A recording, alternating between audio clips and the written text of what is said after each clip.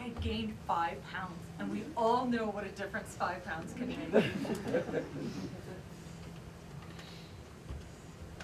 I look gorgeous in high heels. Everyone looks gorgeous in high heels. But my feet hurt. My little toe was always crushed. I had a bunion. I was in so much pain, I couldn't think. I had to choose. Heels or think. I chose think. So I bought some chic flat shoes. I made a lot of mistakes. I bought these turquoise blue Marc Jacobs ballet flats that the salesman talked me into because he said they had toe cleavage. I'd never heard of toe cleavage. Anyway, I realized that chic flat shoes are almost as uncomfortable as high heels and don't do that amazing thing for your legs. Fortunately, at just about that time, I met an unbelievably stylish woman who was wearing Birkenstocks. When I was in high school, I was Doc Martens girl, and Birkenstocks symbolized everything I didn't want to be. They were incredibly uncool, and the girls who wore them had these big, dirty toes that stuck out the ends. You absolutely could not be friends with anyone who wore Birkenstocks. But this stylish woman wore her Birks with baggy cords and a comme des garçons sleeveless shirt. It was a revelation. The next day, I went out and got a pedicure and a pair, dark brown standard style. I realized that Birkenstocks were actually the coolest, punkiest shoes a girl could wear. They were a statement. Look, these are my feet. We all have them, okay? My husband had a slightly different opinion. He hated my Birkenstocks. He said they made me look like a troll from Middle Earth. And once, when the Yankees were in the playoffs, he made me take them off before coming into the same room as the TV, so I wouldn't hex the team. After we split up, you'd think I'd have stuck with my Birkenstocks, but no. I started wearing heels again. Ugh, the pain. I can't think. But I look gorgeous. I had to choose, heels or think. And I chose heels. I just want to say, jumpsuits. Can we, for 1 second, talk about what a nightmare it is to go to the bathroom in a jumpsuit? I just want to say that I personally have a rule against sleeveless turtleneck sweaters. I don't understand them. Are you hot or are you cold? Make up your mind. I just want to say, once you start wearing Eileen Fisher, you might as well say, I give up! I just want to say, I hate my purse. I absolutely hate it. If you're one of those women who think there's something great about purses, don't even bother listening, because I have nothing to say to you. This is for women who hate their purses, who are bad at purses, who understand that their purses are reflections of negligent housekeeping, hopeless disorganization, and a chronic inability to throw anything away. This is for women whose purses are a morass of loose Tic Tacs, Advils, lipsticks without tops, little bits of tobacco, even though there's been smoking going on here for years, tampons that have come loose from their wrappings, boarding passes from long forgotten airplane trips, ballpoint pens that are leaky, Kleenexes that either have or have not been used, but there's really no way to tell. This is for those of you who understand, in short, that your purse is in some absolutely horrible way you. I realized many years ago that I was no good at purses, and for quite a while I did without one. When I went out at night, I managed with only a lipstick, a $20 bill, and a credit card tucked in my bra. Unfortunately, there were times when I needed to leave the house with more than just the basics. So I bought an overcoat with large pockets. This, I realized, turned my coat into a purse. But it's still better than carrying a purse. Anything is better than a purse. Because here's what happens when you buy a purse. You start pledging yourself to neatness. You start vowing that this time it'll be different. You start small, you start with a wallet, a few cosmetics. But within seconds, your purse has accumulated the debris of a lifetime. The cosmetics have somehow fallen out of the shiny little cosmetic bag. The coins have tumbled from the wallet. The credit cards are somewhere. Where are they? There's a half-drunk bottle of water, along with several snacks you saved from an airplane trip, just in case you ever found yourself starving and unaccountably craving a piece of cheese. It tastes like plastic. Perhaps you can fit your sneakers in your purse. Yes, by God, you can! Before you know it, everything you own is in your purse. You can flee the Cossacks with your purse. But when you open it up, you can't find a thing. Your purse is a big dark hole full of stuff that you spend hours fishing around. What's the solution? I tried spending quite a lot of money on a purse. The theory being that having an expensive purse would inspire me to become a different person. But that didn't work. I also tried one of those Prada backpack purses. I stuffed so much into it, I looked like a Sherpa. Then, one day, I found myself in Paris with a friend who announced that her goal for the week was to buy a vintage Kelly bag. I had never heard of a Kelly bag. My friend looked at me as if I had spent the century asleep in a cave. And she explained, a Kelly bag was a Hermes bag, first made famous in the 1950s by Grace Kelly, hence the name. It was a classic. My friend had heard that there was a dealer in the flea market who had several for sale. How much is this purse going to cost? I asked. Practically expired when she told me. About $6,000. Well, we went to the flea market. There was the Kelly bag. I didn't know what to say. It looked like the sort of bag my mother used to carry. It barely held anything, and it hung stiffly on my friend's arm. I may not be good at purses, but I know any purse that hangs over your arm instead of on your shoulder immobilizes half your body. And more important, adds 10 years. Anyway, my friend bought her Kelly bag. Cost only $5,600.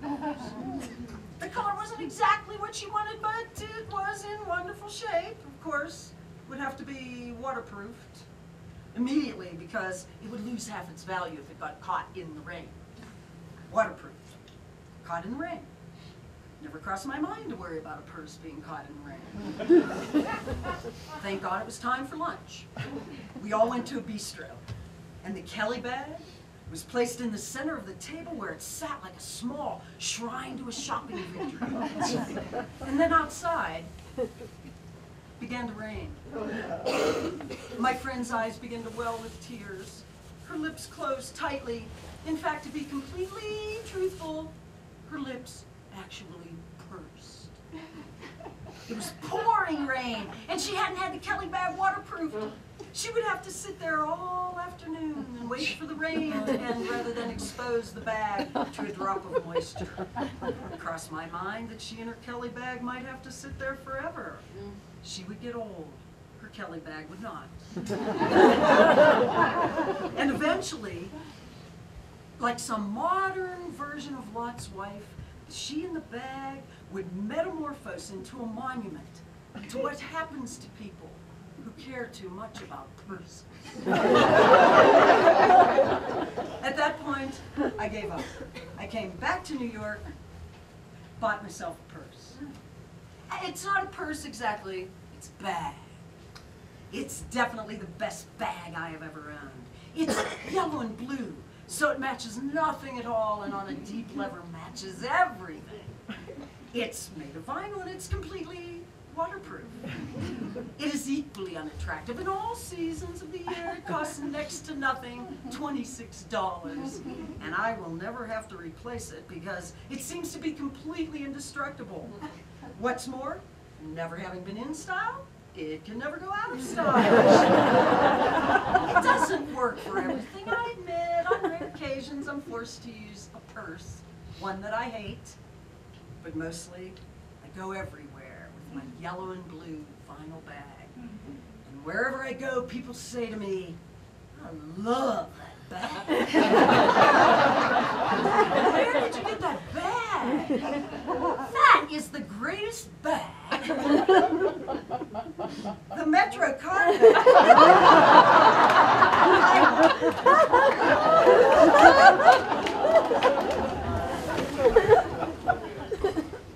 I never thought I would get married.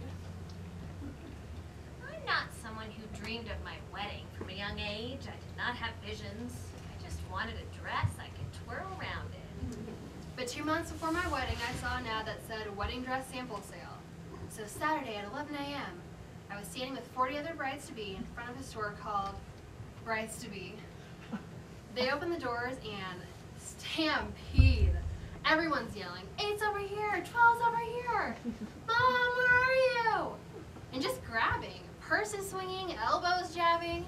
And somehow I ended up with 15 other women in a dressing room with no curtain, stuck inside a wedding dress. And when I finally got a look at myself, I thought, who is this person?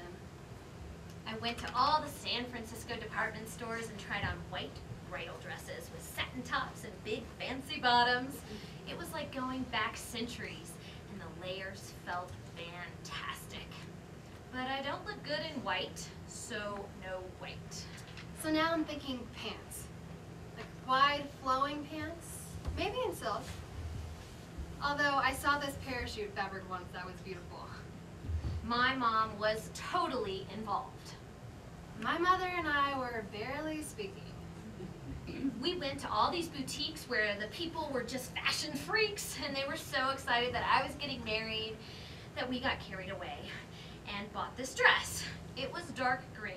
Right away, we went to see the rabbi to talk about the wedding, and my mother said, try it on for Rabbi Mendelssohn. So I went into the ladies' room at the temple and tried it on. I looked into the mirror, which wasn't easy because it was above the sink. I had to jump up and down. And then it hit me. I looked like a pine tree. I took it and stuffed it back in the bag and realized this was going to be hard. This is going to be really hard. I've been dealing with my parents' homophobia since I was a young teenager. I thought they were going to get there, but when I told them I was getting married, they hit the roof. But my fiance's mother was great.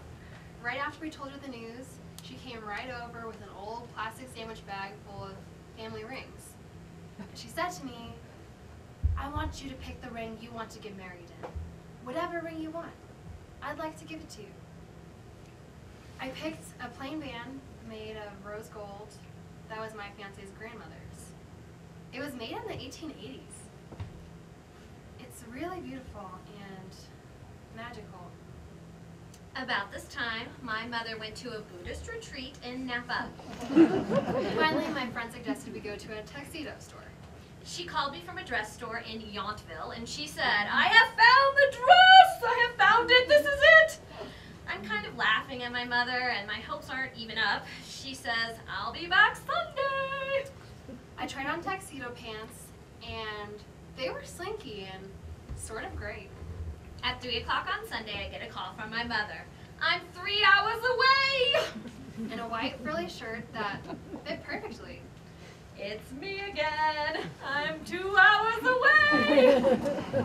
And then the saleswoman found a vest with a daisy chain pattern. Set your watch! I'm 5 minutes from the exit! Well, not daisies, just the chain part. Interlocking circles. My mom was like bubbling over with excitement, and she took the dress out of the box, and it was the most beautiful color, eggplanty maroon. So, okay, I did not look like a bride, but I looked good. I tried it on, and it was amazing. My mother literally screaming and running around in circles. She's so excited about the dress. She's so excited that she's the one who found it. She's so excited because I look so so beautiful. I just felt completely at peace. A few days later, my fiance's mom came over, and we tried on our outfits, and she said we needed to go together. You know, we needed to match better. So she bought these button covers for the buttons on my vest. Eggplanty maroon. I, Lisa, take thee, Amanda, to be my partner for life. To love, honor, be faithful to you through good times and bad, as long as we both shall live. I, Amanda, take thee, Lisa, to be my partner for life. To love, honor, be faithful to, good times and bad, as long as we both shall live. My mother kept saying to everybody, why they had to do this? I could hear my mom sniffling right through the ceremony. She even said it to Amanda's mom. Why'd they have to do this? And my mom said, to honor their relationship.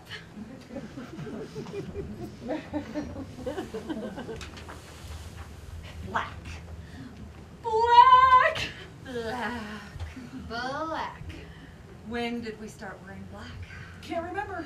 I love black! Sometimes I buy something that isn't black, and I put it on, and I am so sorry.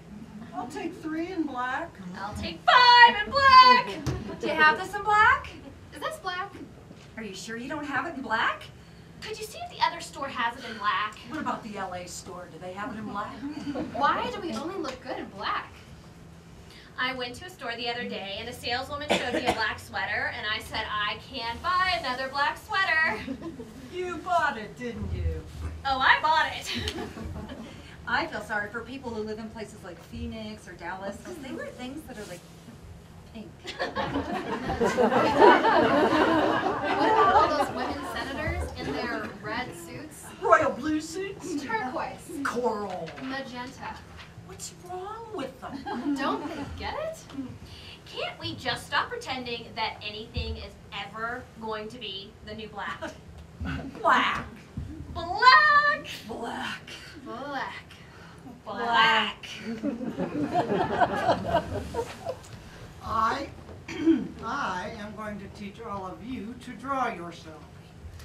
It sounds much more difficult than it is. It's really kind of a series of, well, almost rectangles. If you start with the top, a near rectangle, add a rectangle, a short skirt, a longer, long skirt, or 2 rectangles, pants.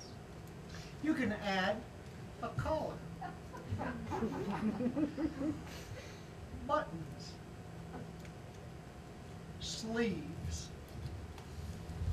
Can't draw hands, just tuck them behind your back.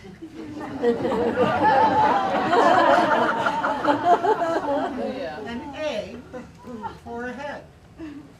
Can't draw eyes, close them.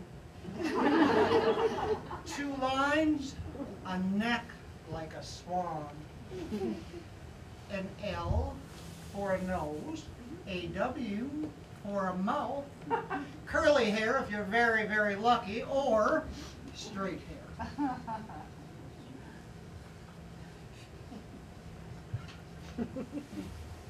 Shoes, well, do the best you can. Now, this, of course, is my outfit. Has long sleeves, block this in, just color all of this in.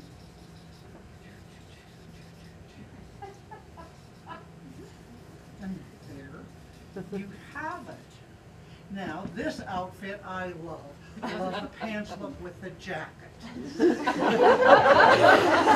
I especially love the jacket with the mandarin collar, of course. It's an island Fisher, thank you very much.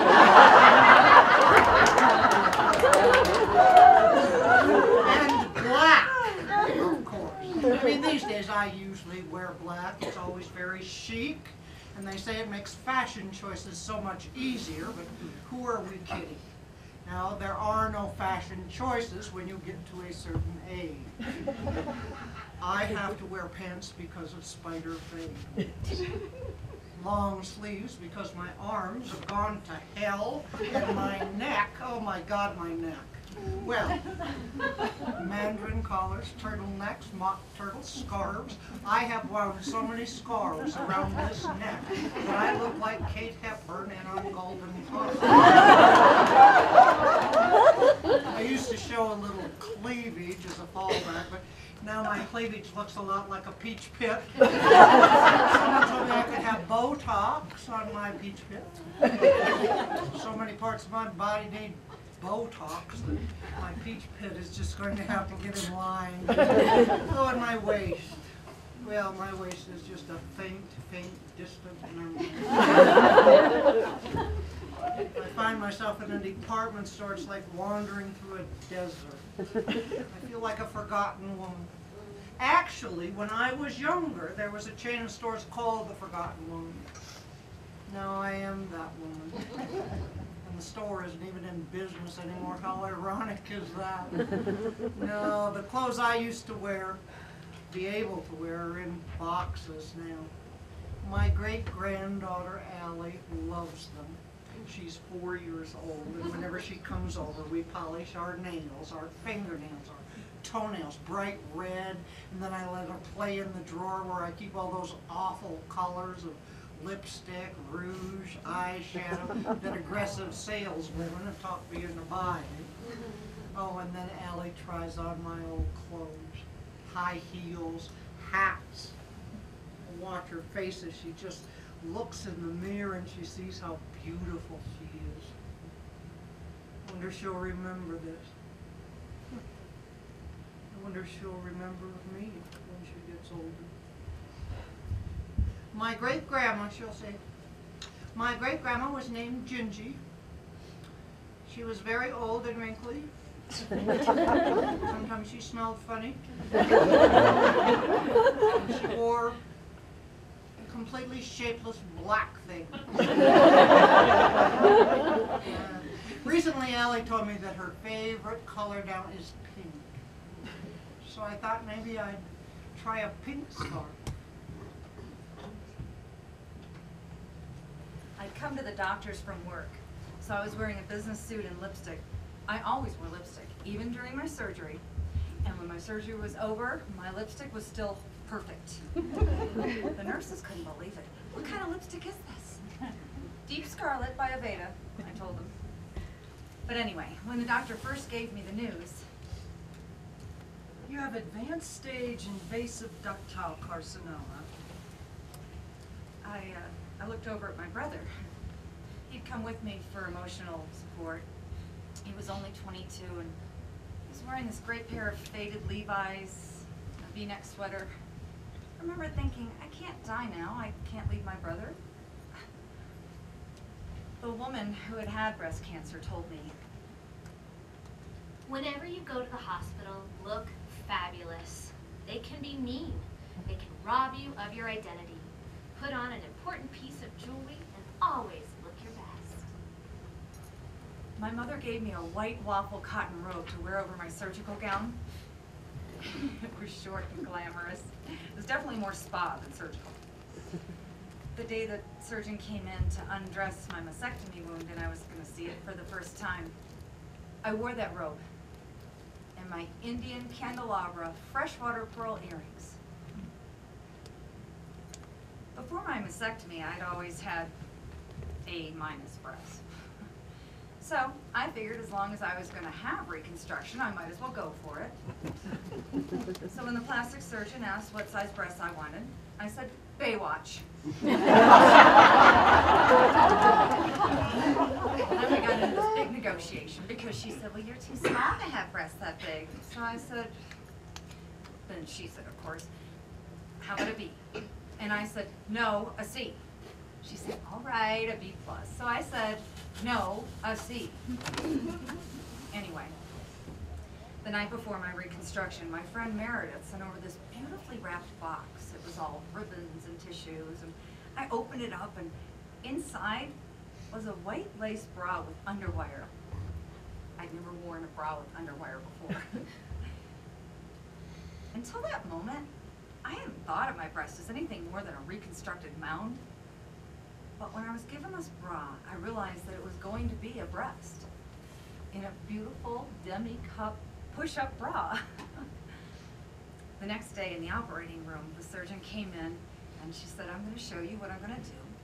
She took off my top and she took a black Sharpie magic marker and she started to draw on me. I'm going to cut here and here and here. And I started to feel really nauseous, laying there on the metal table, the smell of the room, the surgeon drawing on me. So I thought about that bra. I focused on that white lace, beautiful bra that was gonna be waiting for me when it was all over. I didn't want a nipple on my new breast. The nipples they make are really nice and they look really natural. But I just thought if I had a nipple every time people looked at that breast, the only thing they would see would be this awful mastectomy scar. Whereas if I had a tattoo instead of a nipple, they'd look at the tattoo and they'd laugh. So I started calling around to all these different tattoo parlors and I found this guy who got really excited. He said, I have to do this for you. His grandmother had had breast cancer. I wanted a heart with wings. In Spanish, the word for heart is corazón, and in French, it's corps. So the heart represents both love and courage. And the wings represented my friends who looked after me like angels. After my chemo, these two guys had made me this really beautiful wig, but I didn't want to wear it. Everyone in the office knew I'd lost my hair. They'd seen it just falling out. So instead, I wore baseball caps backwards. I had a black suede and a brown velour. My favorite was my red crushed velvet. My Aunt Honey gave it to me. I saved all my hats and I give them to other women who are going through chemo. But I always ask for them back so I can give them again, and I call them my magic hats. Kind of a good luck thing. You know, if you get breast cancer at 27, no one thinks you're going to live. But I did.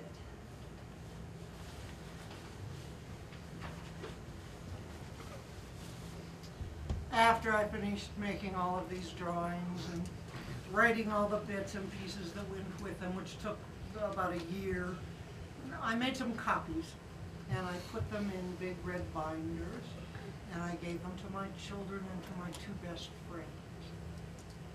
I was so happy. You have no idea. It was the story of my life. My mother was in it. My grandmother, my Aunt Babby. It was as if they were all still alive. They were acknowledged. Well, because when my sister dies, no one but me will know who they were. I was done. I had managed to say all the things to my children that we don't always take the time to say. I wanted them to know that I wasn't always just their mother. I was a little girl. I was a young woman. I had best friends. We did stupid things together. I mean, one day, Dora and I rode a bus eating dog biscuits so that people would notice. These socks. I danced this hole in the bottom of these socks at a club on Michigan Avenue in Chicago. My dance partner that night was a tall, handsome blonde. Not a bad dancer for a tall, handsome blonde. Who taught at Yale. We were so hot. I wore this with a black, sexy dress and a black leather Judith Woodward hat. Oh, it was great. I just wanted them to know. I want my children to know. I want my grandchildren to know. I want Allie to know. Then someone showed the book to a publisher and I thought, well, who's going to buy this? It's much too personal. But they did publish it, and it turned out that it was personal to other people too. It was a green plaid coat, and I caught it on a piece of barbed wire. Navy blue wool tights that kept falling down and making this web between my legs. Matching dresses to my sister for Easter Sunday. bright blue dresses with smockings. A gold lame mini dress that I wore when I snuck into a Sting concert. Blue jeans, and my best friend engraved with peace My sign. first cheerleading outfit that said Colts right across the chest. Black cigarette pants that I wore one romantic night in Paris. Cotton candy pink silk shoes with bubblegum pink silk roses on the toes. My poodle skirt. My gray poodle skirt. My poodle skirt.